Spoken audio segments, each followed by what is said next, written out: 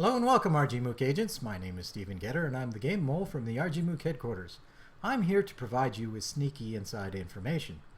Right now, I am about to show you a game that we're going to be using for rgMOOC 2, which is going to be this fall, and that is Minecraft.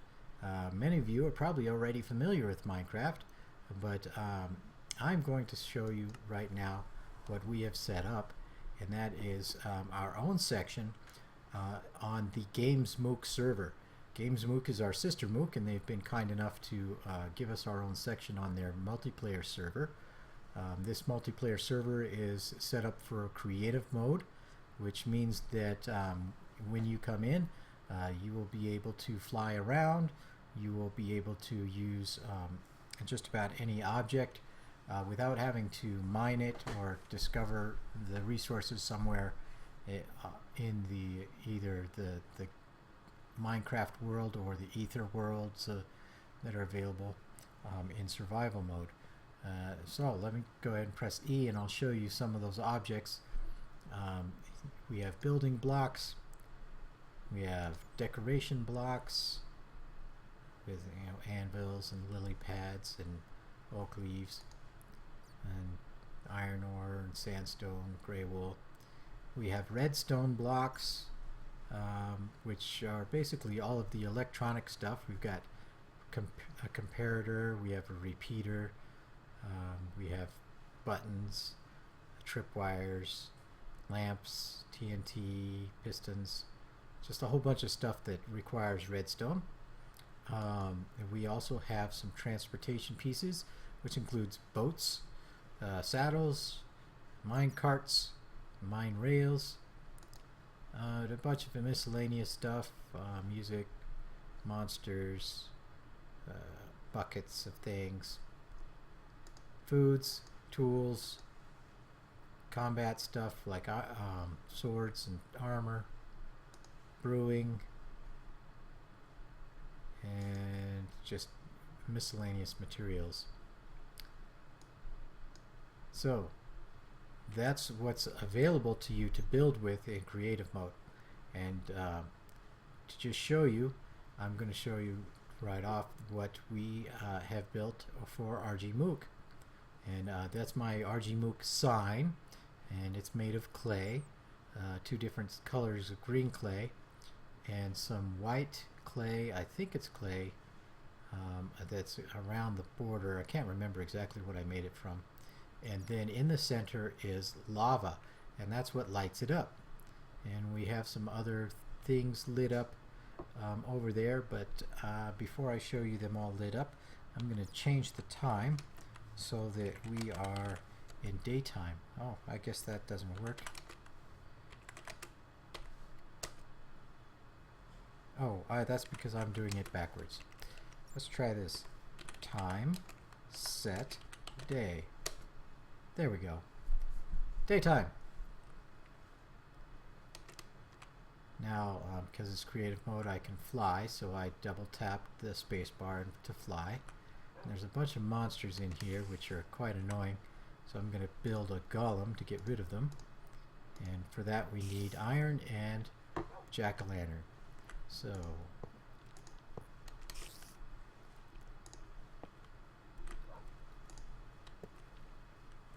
number 7 for the jack-o'-lantern. Alright, now we have a golem, and he's gonna go and kill all the monsters for me so that we don't have to have all of these things bothering us. Alright, so let's start out by going over here to observation platform number 1 along this brick road.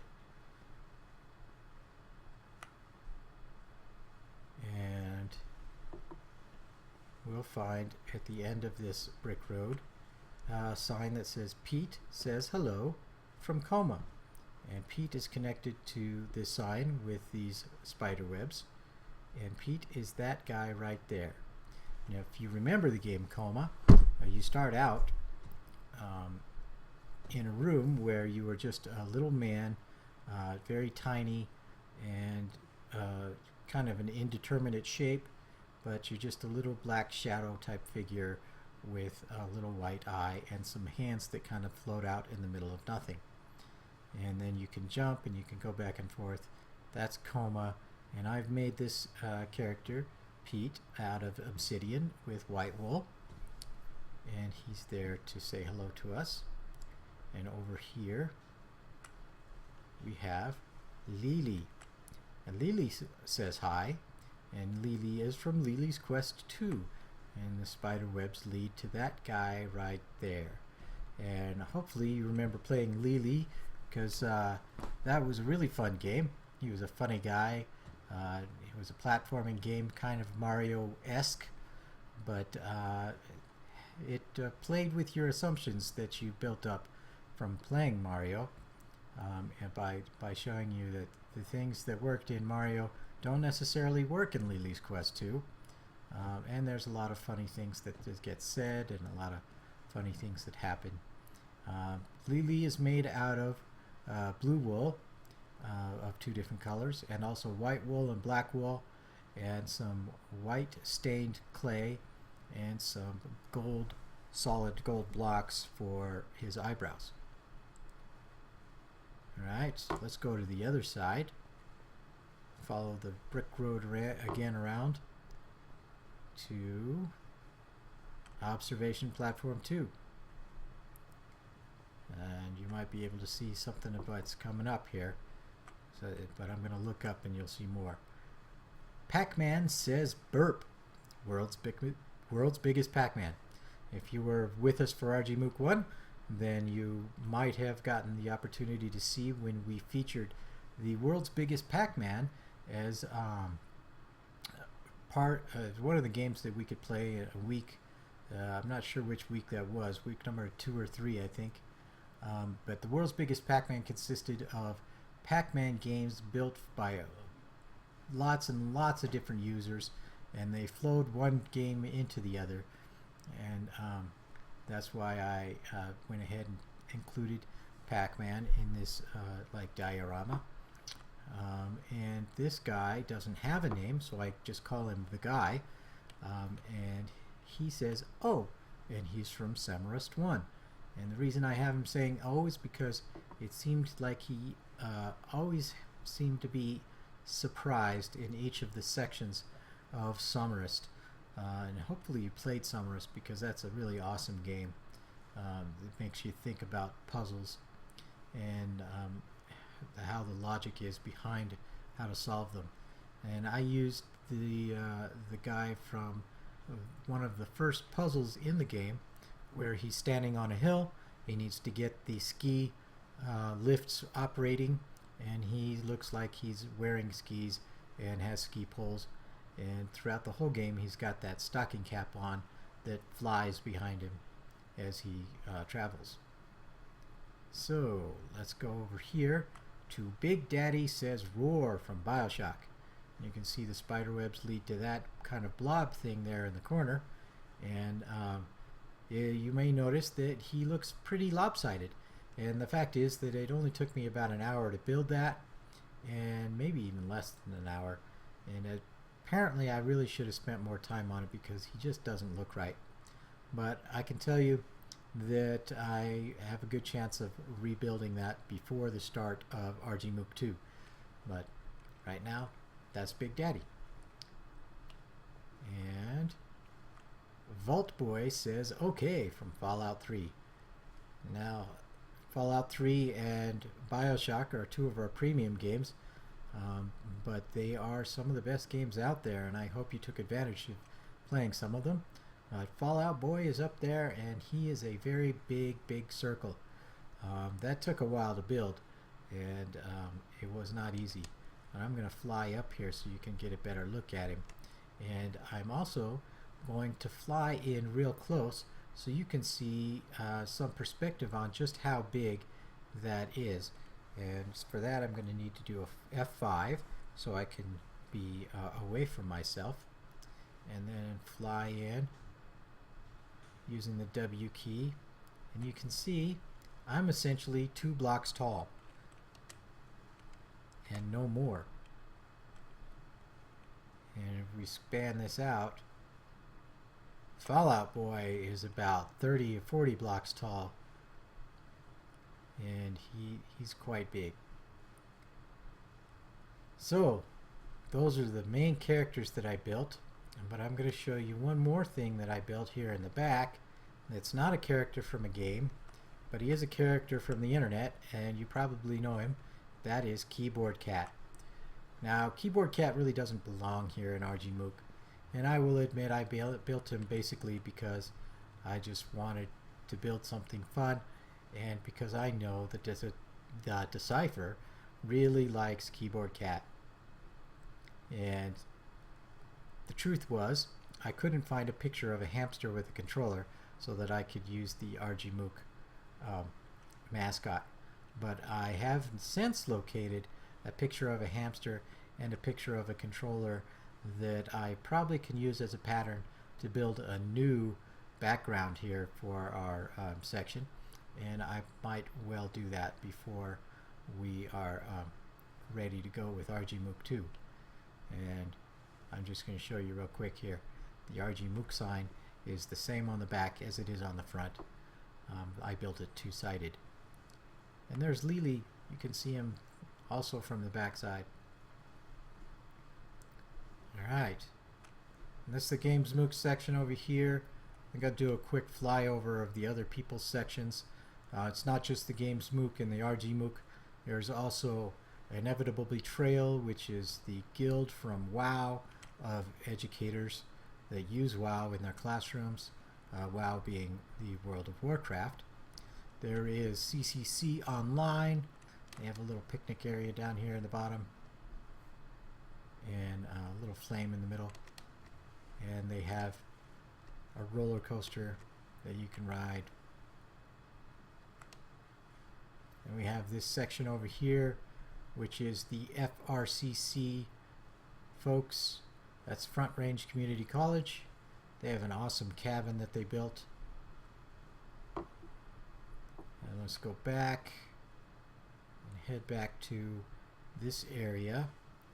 And this area is basically just the intro area, because when you come in, and if you join us for rgMOOC 2, you'll be coming into this server.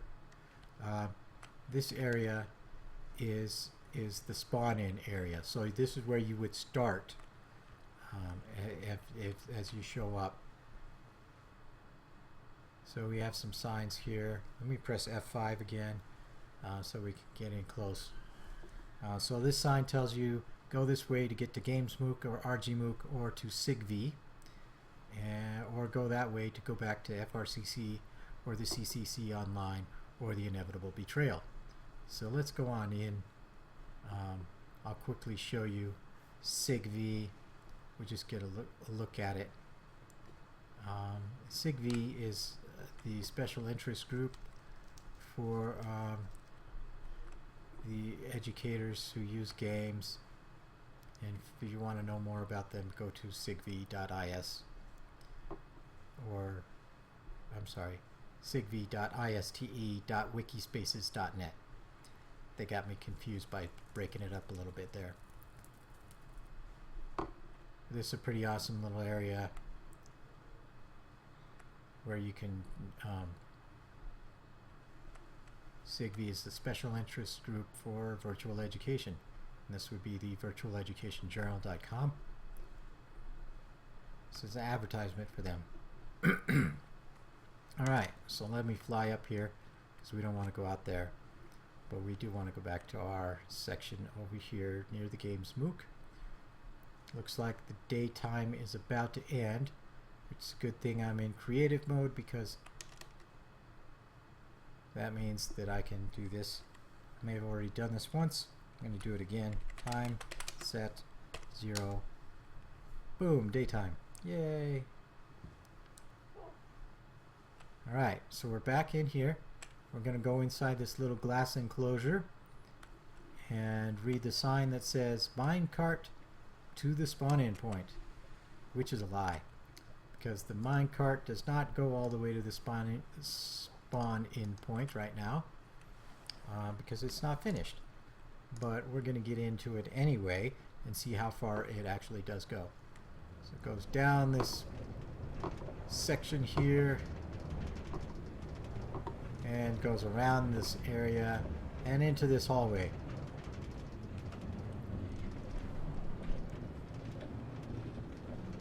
So in creative mode, sometimes it's nice to have a sword up because the sword can't break things. And so if you've built a lot of stuff and you don't want it to be broken, you might want to just use the sword so you don't accidentally break things. There's an extra minecart. Let's just hack that with the sword and it pops back into my inventory. And we're coming up pretty close to where the spawn point would be, but we're at the dead end.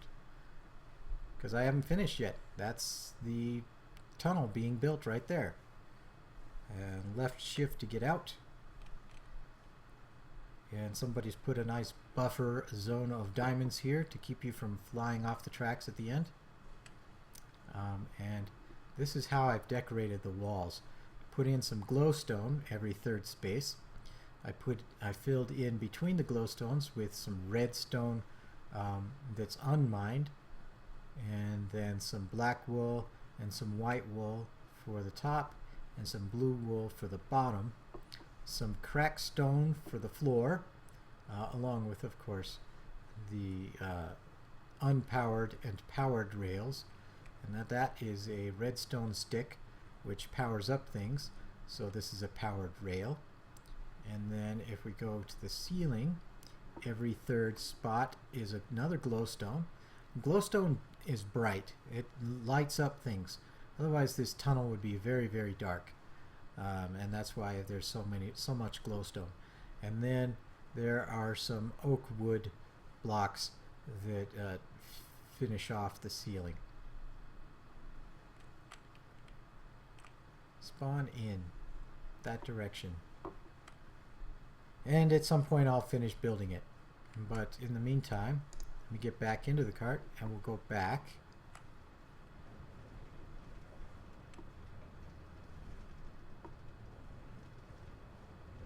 And we just go see one more section that I've built so far in the server for the rgMOOC. And it's an underground section, so we won't actually go back up all the way on the minecart. We're going to stop about halfway. As soon as we get around this corner, I'm going to push the the left shift to hop out of the cart. The cart's probably going to go all the way back up to the top, but that's alright. It can do that. I don't mind. Right, so these are stairs down to bedrock. And this is part of a demonstration of depth and perspective in Minecraft. So the reason I built these stairs that just go down, and I dug out this huge section, is because I wanted you to see where the bottom of the world is. And the bottom of the world exists with 5 layers of what they call bedrock. Bedrock is that gray, black, and white stuff down there at the bottom. I'm going to go ahead and switch to something other than a sword so that I can break out a piece of glass. And I'll go ahead and step in. And you can see down below the glass here this area of bedrock. Now, in survival mode, this bedrock is completely impervious. You could hack all day on it with a mine pick and it would never be destroyed. It will never move. So you can't get through it. But in creative mode, you can just destroy it like any other block or replace it by going and getting some and putting it back. So why did I put this glass floor in so you could see this stuff? Well, I wanted you to know that below the bedrock is nothing. And if you actually dig yourself down to the bottom, and in that section down there, you'll see empty space. And that is empty space that you couldn't get to in survival mode. But in creative mode, if you go down there and you fall through the world, you end up just dying and having to respawn. So let me come out of there using my double click of the space bar to fly again, get some more glass, and I'll double click again, so I'll stop flying so that I can replace the glass floor. Alright, so that shows you the bottom of the world, and then you can look right up into the regular world, and that's from sea level and above is your regular world, not your underground. So there's all this underground section that goes from the bottom of the world to sea level, and I believe the total is like 55 layers, and again, we're only 2 blocks tall, so you can see that's a lot of people on each other's shoulders before you get to the top. Now I decorated this back wall with some wool, colored wool, that I tried to make look like a Tetris game. I hope that that comes through to you. And on this other wall is some more dyed wool. We've got red dyed wool, brown dyed wool, orange dyed wool, and that is Mario. Hello, Mario. And above there at the top is the water that goes beneath the keyboard cat and Pac-Man and the guy. So that's the section underneath the rgMOOC section of the game. So that's our area, and that's what I wanted you to see. And hopefully you'll be joining us for rgMOOC. Let me press the shift key to go down. rgMOOC 2 in the fall, and you'll get to be on this server. I'm not sure how we're going to use it yet. We haven't made that decision, but it should be fun. I think we all enjoy building things, and we liked having our own sandbox and within to work, and that's why we're going to have this sandbox game. So I'll see you then. In the meantime, thank you for watching.